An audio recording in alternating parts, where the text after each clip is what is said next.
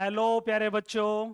बहुत बहुत आभार आप सभी का इटरनल सपोर्ट और लव के लिए, और आपके लिए बहुत बेहतरीन वीडियो किस तरह से 40 डेज को मैनेज करना होगा।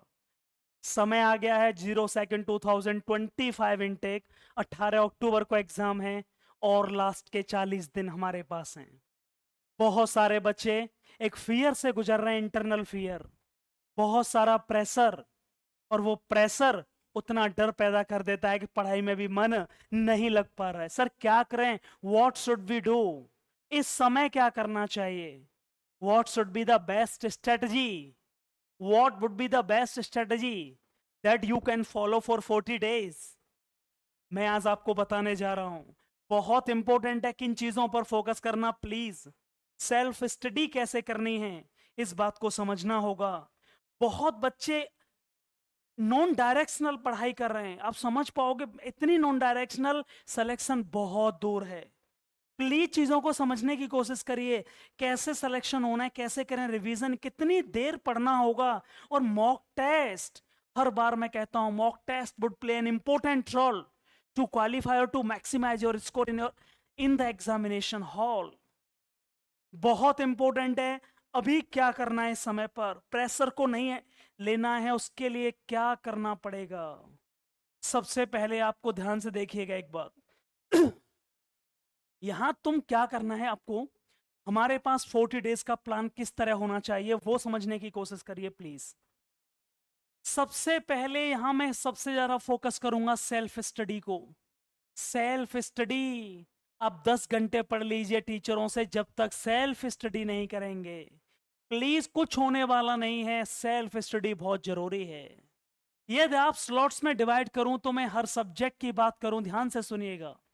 किसी टीचर से आप सपोज करो 3 घंटे क्लास ले रहे हैं, उस 3 घंटे में आप क्या करना पड़ेगा, इस टाइम क्या करना है। सबसे पहले कॉन्सेप्चुअल जो फंडामेंटल्स हैं उनकी प्रैक्टिस का मतलब है उनको पढ़ना होगा।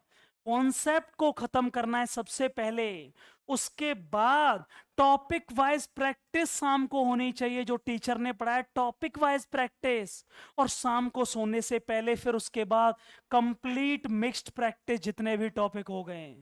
इस बात को आपको रेगुलरली फॉलो करना है। एक टीचर, मैं 3 घंटे सर पढ़ रहा हूं, उसमें खाली पढ़ना नहीं है, कॉन्सेप्ट को रिवाइज किया। कौन सा कॉन्सेप्ट आज पढ़ाया? जैसे मुझे फिजिक्स में मोशन पढ़ा, मोशन की इंडिविजुअल प्रैक्टिस। कंसेप्चुअल प्रैक्टिस मतलब टीचर जो पढ़ा रहा है कॉन्सेप्ट को दिया है, उसके बाद टॉपिक वाइज प्रैक्टिस, और टॉपिक वाइज प्रैक्टिस के बाद फिर कंप्लीटली कितना कंटेंट मैं कर चुका हूं, मिक्स्ड प्रैक्टिस आपको करनी होगी। और मिक्स्ड प्रैक्टिस का सबसे अच्छा तरीका है complete mock test, I mean full mock test. अब मैं यहां डिवाइड करूंगा टीचर से पढ़ने के बाद हर सब्जेक्ट को आपको कैसे डिवाइड करना है। हर सब्जेक्ट को 1.5 घंटे का समय आपको स्पेसिफिक रूप से देना पड़ेगा। उस 1.5 घंटे के समय में बहुत जरूरी है क्या टीचर ने पढ़ाया उसकी सेल्फ प्रैक्टिस, सेल्फ रिवीजन। यदि आप रिवीजन नहीं कर रहे हैं, मैं सच बोल रहा हूं, कोई भी फायदा नहीं होगा कुछ भी पढ़ने का। जो बच्चे इस कोशिश में हैं कि सर मैं 100% सिलेबस को खत्म करना चाहता हूं, सिलेबस खत्म करने से कुछ होने वाला नहीं है मेरी जान। आपको इफेक्टिव सिलेबस को खत्म करना होगा। यदि 70% सिलेबस भी आपने पढ़ लिया तो वो मोर देन सफिशिएंट होगा, लेकिन प्लीज वो माइंड में रहना चाहिए। उसके लिए सेल्फ रिवीजन, सेल्फ प्रैक्टिस, और उसमें भी आपको फिर शाम को कॉन्सेप्ट प्लस प्रैक्टिस को डिवाइड कर लेना है 30 मिनट एंड 30 मिनट। सबसे पहले कंसेप्चुअल प्रैक्टिस जो टीचर ने पढ़ाया उसको, और उसके बाद में फिर 30 मिनट 30 मिनट डिवाइड करके उस सेंस में आपको पढ़ना होगा। और उसके बाद सेल्फ प्रैक्टिस।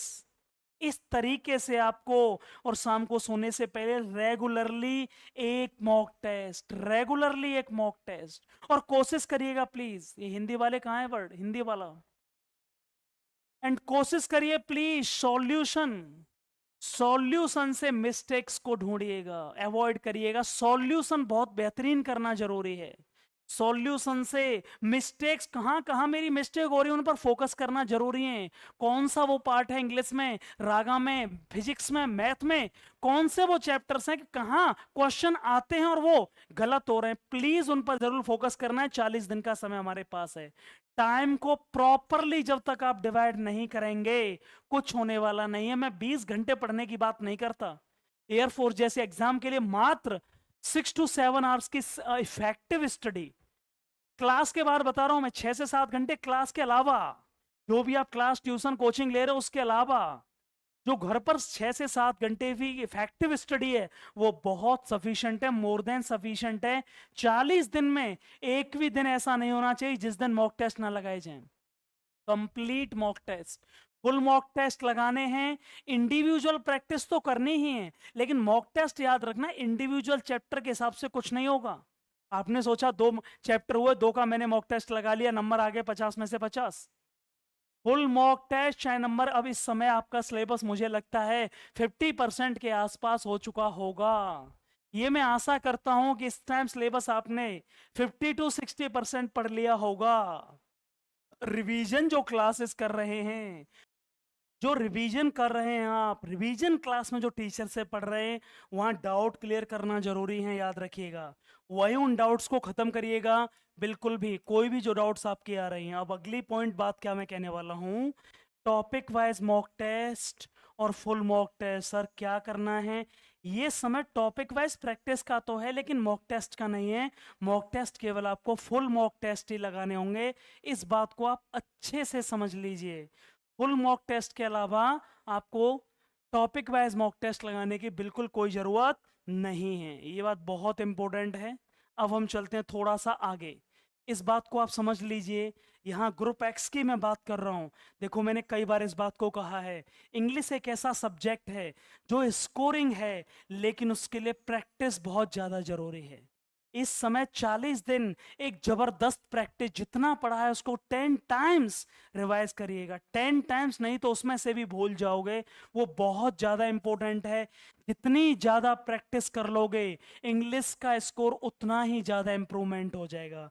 वैसे ये बात हर सब्जेक्ट के लिए एप्लीकेबल है, ऐसा नहीं है कि केवल ये इंग्लिश के लिए है कि उसकी प्रैक्टिस। ये फ्री के नंबर हैं, 15+ नंबर बहुत आसान तरीके से आ सकते हैं, कोई डाउट नहीं है। अकेला यही वो सब्जेक्ट है जहां हर बच्चा ये कहता है कि इंग्लिश मुझे बहुत आसान लगी और मेरा स्कोर सर बहुत अच्छा आएगा। कुछ बच्चों का खराब भी आता है जिनका इंग्लिश पर कमांड नहीं है। फिजिक्स कंसेप्चुअल फिजिक्स आएगी, न्यूमेरिकल नहीं आएंगे। लेवल हमेशा टफ रहा है, मैं मॉडरेट भी नहीं कहूंगा, टफ लेवल आया। भले ही आप यहाँ अच्छा कर रहे हो, जब पेपर में आप जाओगे हिल जाओगे फिजिक्स का। मैं ये बात इसलिए कह रहा हूँ, 4 बार से मैं देख रहा हूँ, हर बार बच्चे ने बोला सर पेपर का लेवल जो फिजिक्स का था अबव एवरेज नहीं, मॉडरेट से भी ऊपर था। टफ लेवल कंसेप्चुअल फिजिक्स आएगी, केवल उतने नंबर भी आ गए कि सेक्शनल कट ऑफ भी निकल गई तो ये बहुत अच्छी बात है। और ये 2 से ऊपर नंबर आ जाए तो मैं कहूंगा सोने पर सुहागा है। मैथ्स हमेशा कैलकुलेटिव, टाइम की दिक्कत आएगी, टाइम टेकिंग आता है। नंबर इसमें भी स्कोर किए जा सकते हैं। Math, technical math x group की मैं बात कर रहा हूं, नंबर अजली 15 से 18 के बीच में आप ले आओगे, लेकिन ये बिल्कुल कंफर्म है कि समय की समस्या आने वाली है। क्वेश्चंस लेंदी आते हैं, टाइम टेकिंग आते हैं, लेंदी क्वेश्चंस आए पिछली बार, टाइम लगाए उनमें, कैलकुलेटिव आए हैं, और इसलिए 15 से 18 नंबर भी बहुत अच्छा स्कोर माना जाएगा यदि आप मैथ में कर लेते हैं तो। ये बात समझ लीजिए। यदि मैं बात ग्रुप बाई की करूं तो English as usual scoring subject है, फिर रिपीट कर रहा हूं बाई ग्रुप में। इंग्लिश एक ऐसा सब्जेक्ट है जो बहुत बड़ा रोल प्ले करेगा टू मैक्सिमाइज योर स्कोर, ये बात बिल्कुल कंफर्म है। रागा बहुत बड़ा इश्यू, 80% बच्चों ने वही बात बोली, टाइम मैनेजमेंट सर। जब आप पेपर देने जाओगे 25 मिनट्स 30 क्वेश्चंस, क्वेश्चंस का लेवल भी अच्छा देखने को मिलेगा। आपके तैयारी जो की थी हिल जाओगे कि यार ये क्या हो रहा है, मैं क्वेश्चन ही नहीं कर पा रहा हूं, समय नहीं रहा। क्वेश्चन सारे कर सकता था सर लेकिन समय ही नहीं मिल पाया, मुश्किल से 20 से 22 क्वेश्चन हो पाए बस। 25 मिनट पता नहीं कैसे निकल गए। और जो पहली बार एग्जाम देने जा रहे हैं उनके साथ तो मैं चैलेंज कर रहा हूं, ये 100% होगा यार, बहुत बड़ा इशू होना है। जो दे चुके हैं उन्हें पता चल गया कि भाई पेपर कैसे सॉल्व करना है। Revision plus full mock test, बार बार मैंने कहा है ये आपको लगाना ही है। Revision plus full mock test, इसको आप स्किप नहीं कर सकते। ये करना है 40 दिन के लिए। सेल्फ स्टडी प्रैक्टिस, पहले टीचर से पढ़ो, शाम को self study, I mean individual practice topic wise, और फिर उसके बाद मिक्स्ड प्रैक्टिस। इसके बीच में टाइम को डिवाइड करना पड़ेगा, और उसके बाद मॉक टेस्ट। ये रोजाना 40 दिन प्रॉपर तरीके से हर सब्जेक्ट के साथ इंप्लीमेंट होगा।